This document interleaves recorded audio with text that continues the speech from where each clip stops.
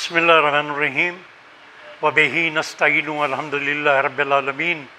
وصلی اللہ علی سیدنا محمد وآلہ الطیبین الطاہرین المعصومین. اما بعد، آج 9 ذی الحج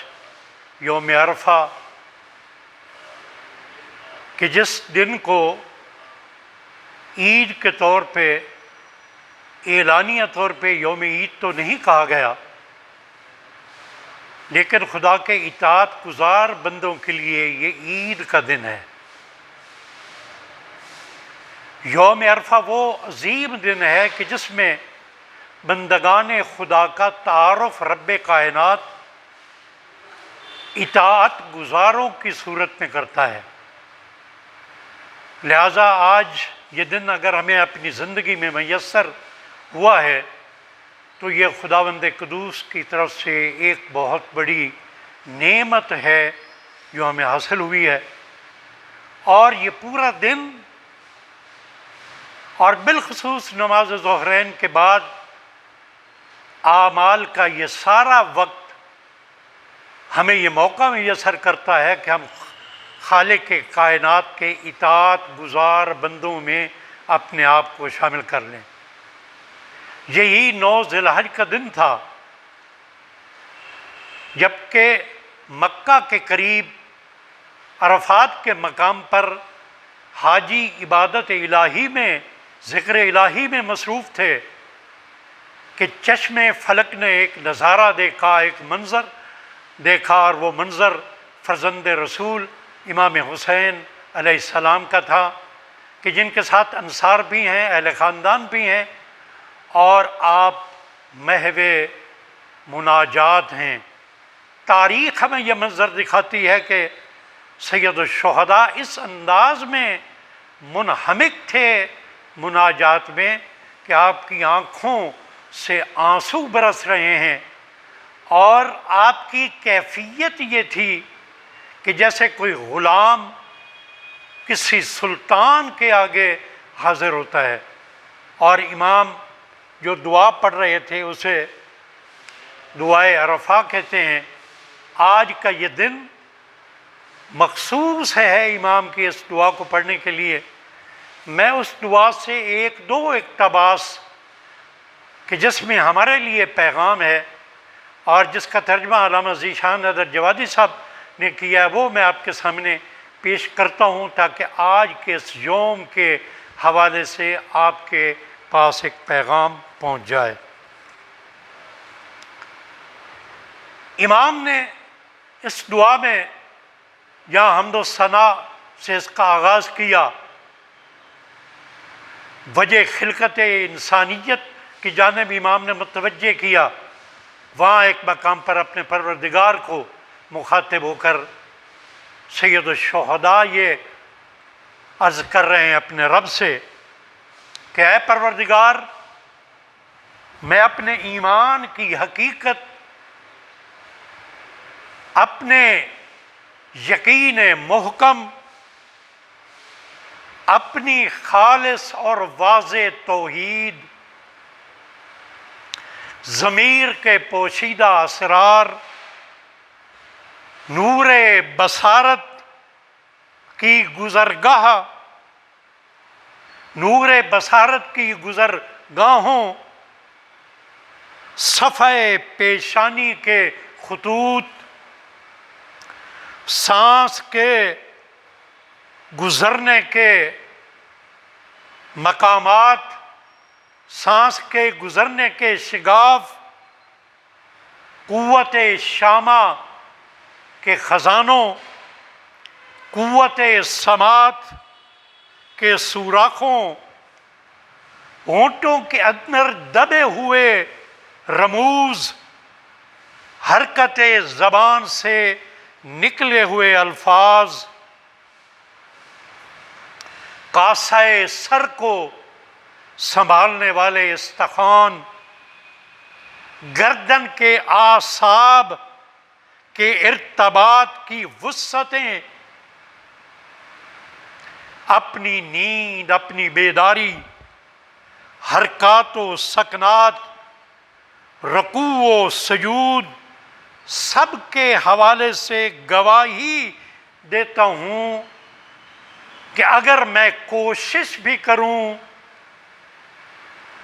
اور ساری زندگی اور اس دنیا کے آخر تک مجھے طویل زندگی بھی میسر ہو جائے، تو سید الشہداء اپنے پروردگار کے سامنے اس بات کا اصرار کر رہے ہیں کہ مجھے اتنی طویل زندگی مل جائے کہ جو دنیا کے آخر تک مجھے وہ زندگی میسر ہو، اور اگر میں چاہوں کہ تیری ایک نعمت کا شکر ادا کروں تو اے خالق کائنات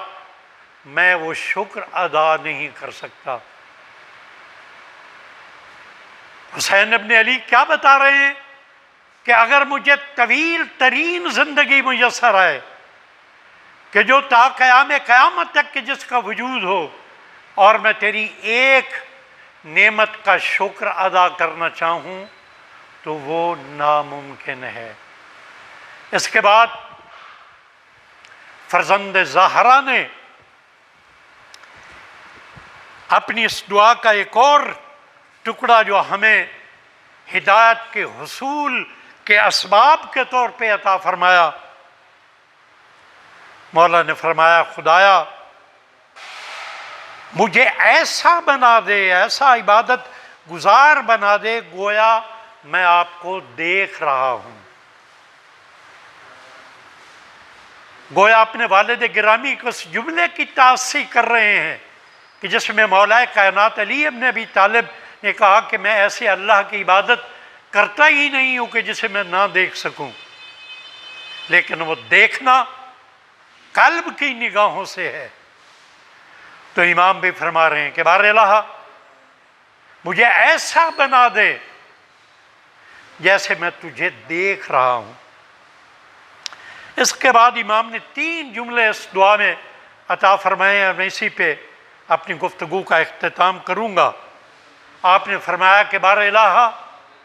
میرے نفس میں یقین، میری بصارت میں نور، اور میرے دین میں بصیرت مجھے عطا فرما۔ یہ کتنے قیمتی جملے ہیں کہ جو دعائے عرفہ میں حسین ابن علی ہمیں عطا فرما رہے ہیں کہ نفس میں اگر یقین ہو، بصارت میں اگر نور ہو، اور دین میں اگر بصیرت ہو تو انسان اس کائنات میں کامیاب ہو جاتا ہے۔ آخر میں علامہ ذیشان نظر جوادی نے بڑا خوبصورت مشورہ دیا اہل ولا کو، اور یہ فرمایا کہ جب بھی آپ دعائے عرفہ کی تلاوت کریں تو ان 2 دعاؤں کو بار بار دہرائیں۔ پہلی دعا کا ٹکڑا یہ ہے کہ اے پروردگار میرے گناہوں سے تیرا کوئی نقصان نہیں، مجھے معاف کر دینے سے تیرے یہاں کوئی کمی نہیں پیدا ہو جائے گی،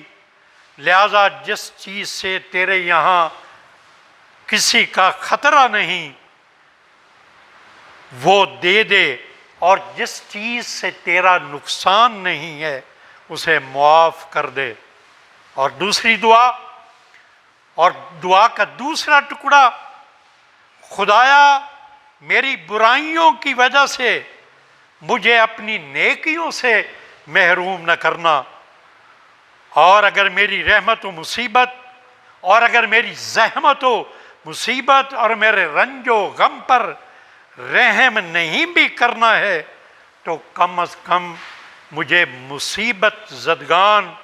اور آفت رسیدوں کا اجر ہی عطا فرما دے۔